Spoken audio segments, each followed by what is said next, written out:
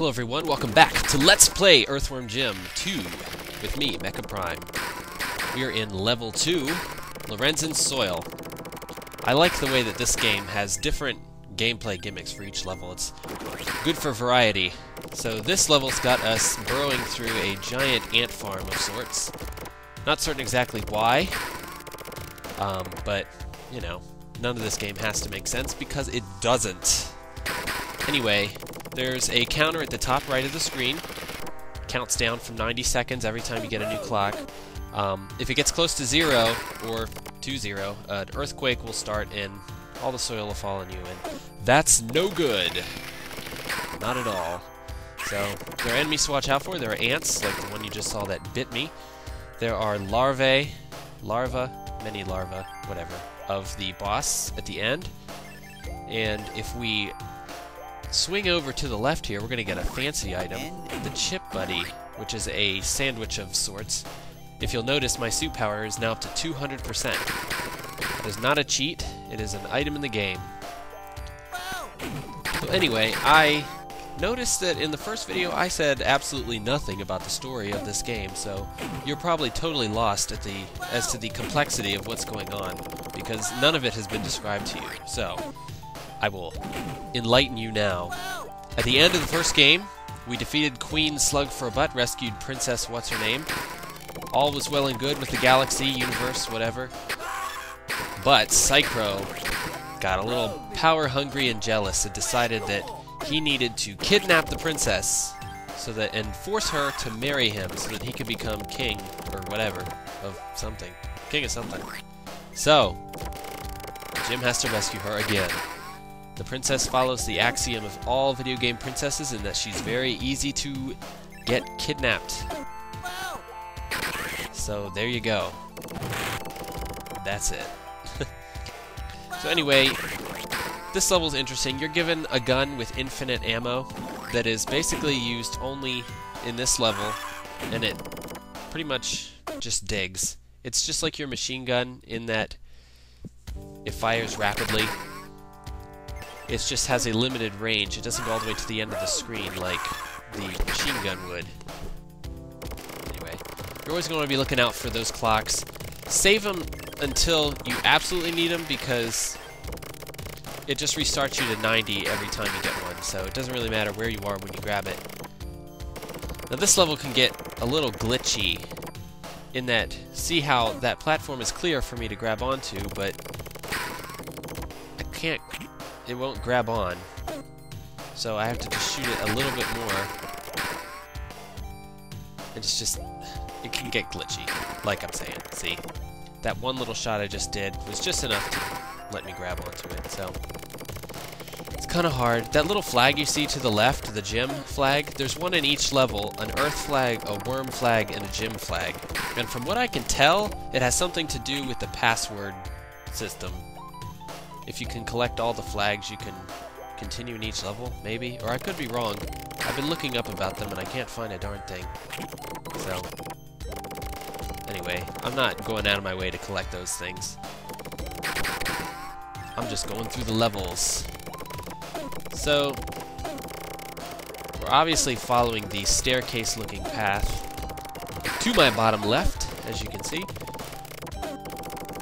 And I'm about to make a terrible mistake. But we'll get to that in a minute. Talk about ants.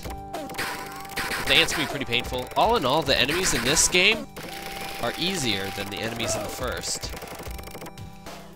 So, jumping down this pit, very, very bad idea. Takes forever to get back up there, so I will spare you my climb to the top.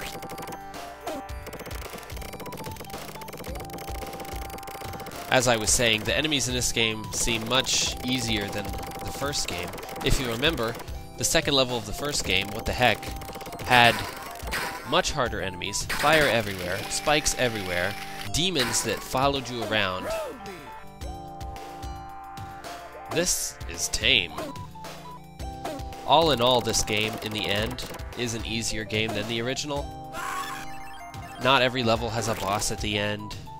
Things like that. Little touches like that that made it simple. There's another Chip Buddy, but I really don't need it, because my health is already at 156%, which is fantastic. Fantastic and groovy, by the way. Alright, that's enough of that. Just get over there. It's hard to get used to the snot parachute, because it's a different button than you usually pressed for the helicopter, and I'm so used to the first game's controls, so I gotta get back into the groove. But that won't be too hard. The heartbeat reminds me of that intestinal distress level. Come on, Jim. There we go. There's the Earth flag, as you can see below me. Like I said, I don't care about that stuff. The little fires you can put out just by dropping dirt on it, but they're not that much of a problem anyway. I didn't say it, but I thought it was obvious, but when you shoot the dirt, it falls to the ground and it can build up the floor below you. You know, I'm not exactly sure where Snot came from. The story of the game doesn't really explain him. Oh well. So we were at the first official boss, since the first boss was Bob and it was automatic. It's actually quite simple. He's riding on a unicycle and he's slow and you shoot him and he shoots larvae at you. There you go. That's the end of that. So we're gonna escape the level, but oh! What's this? We'll be calling a taxi and getting out of here. Courtesy of Mr. Tex Avery. Well done. Exactly. So, that will be the end of this, except there's a bonus!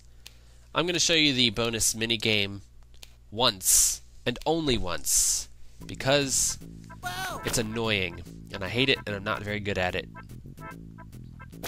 The idea is, Psychro is in the building to the left, he's throwing puppies out of the window.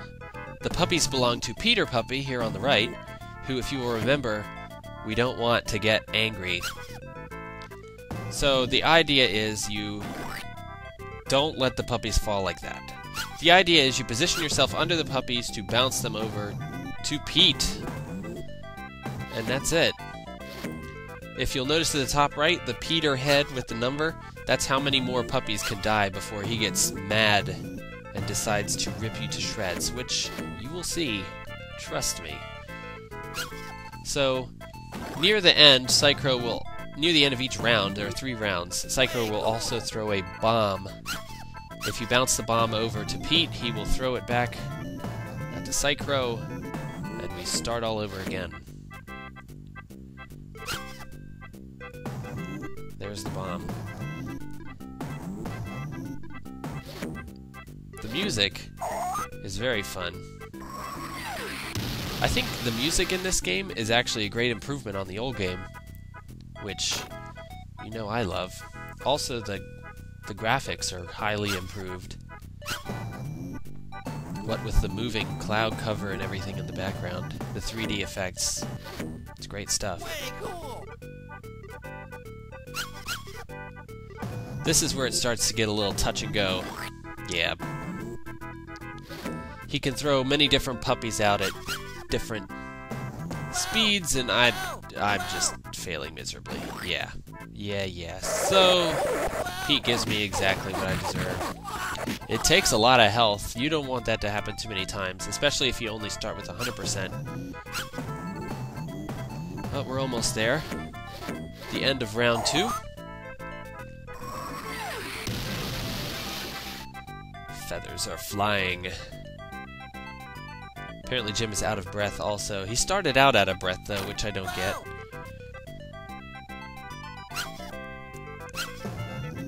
Jim in this game, his sprite, seems a little less manly than in the first game. The first game he had that manly pose when he stood and he seemed bigger. This one he's kind of hyper. But, whatever. It's not that bad.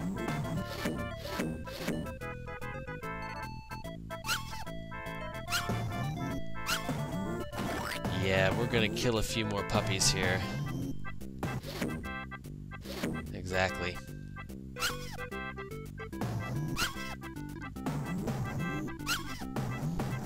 guessing that that's a marshmallow?